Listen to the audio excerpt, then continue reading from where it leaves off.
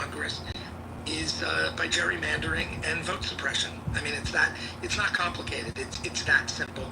And then you add, of course, eliminating limitations on campaign expenditures and the misinformation, right? And those four elements together, gerrymandering, vote suppression, misinformation, and a flooding of money into the system, have combined to make us profoundly anti-democratic and anti-representative.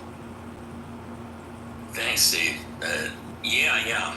All right, so let's do this because we've got the domestic thing happening here. I did have a comment on that case that they are taking up, limiting, removing the caps on campaign contributions.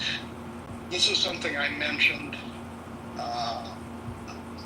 almost a year ago, I think, when the Republicans flipped one seat in our county.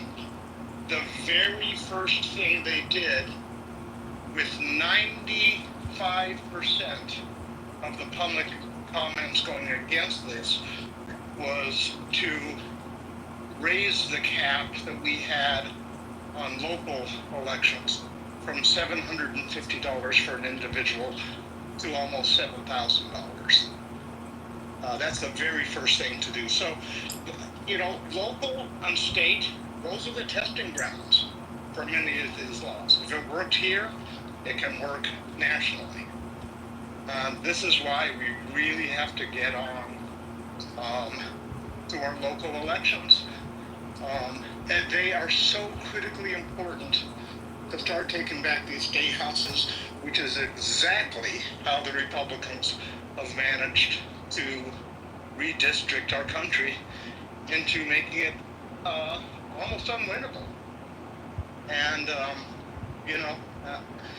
federal elections are important, but if you can't ever get anybody elected to a federal office, say goodbye.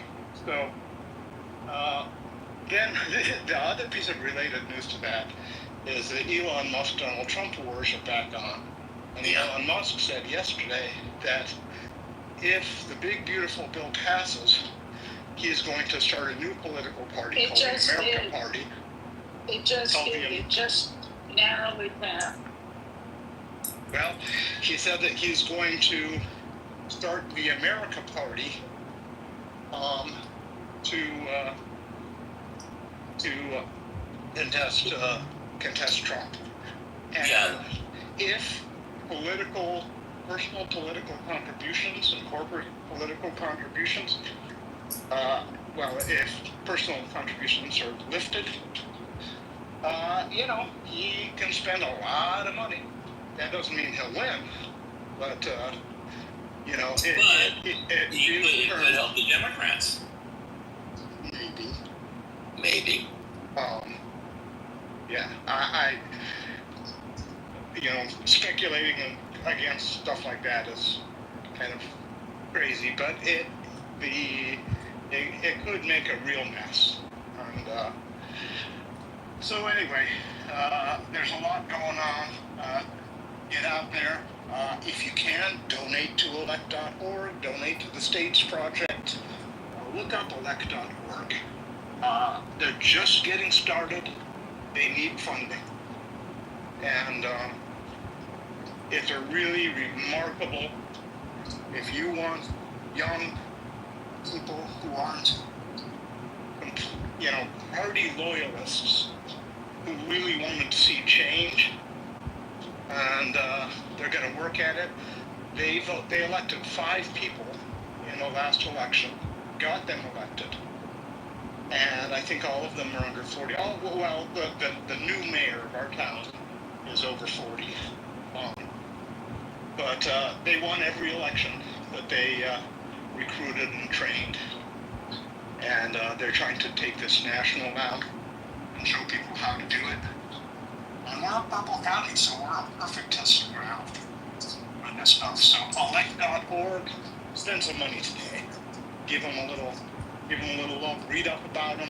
Spread the word. They're also looking for other organizations or people around the country that want to partner with them So let's do this. Let's start creating coalitions. With coalitions, we have a lot more power. And let's start doing that. All right, thanks, Rick. Dr. Francine, can you tell us, because I'm not looking at the thing, I know that the bill passed, but it was like 50-50. No, Tell us what Vance happened broke the tie. exactly. Vance broke the tie. It was So we 50-50. Republicans decided to vote against it. Oh, I wasn't watching it that closely. Yeah, But I think we can clearly assume that not it's. for. Yeah, it's Tillis, Collins, and Murkowski, I think would be a pretty safe bet. Yeah. But just to be clear, I mean, to state the obvious, it's not a law yet, right? This bill has passed the Senate. It's more deficit-inducing than the House bill. There's also a narrow minority in the House. So, now the focus shifts back, ironically, to some of the most conservative members of the House who fashion themselves deficit hawks. And so the fight's not over yet. The bill has passed the Senate, but the bill that passed the House is a different bill. So it's got to go back to the House now. Yeah, Murkowski voted yes. Murkowski voted yes. And Trump went to the House more than once and said, if you don't vote for the bill, I will midterm your ass. Yeah. So who's the third? Did Collins vote no? Is it Collins, Tillis, and somebody else?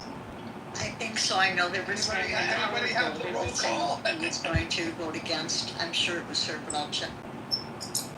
I wonder who the third one was if it wasn't Murkowski. Interesting. The guy from Nebraska who's retiring. Bacon. Oh, well, no, he's not senator. So. I have a brief breaking news because I'm in and out. So. Go for it. The ranked choice voting for New York City mayor was released at 12 noon today. This is the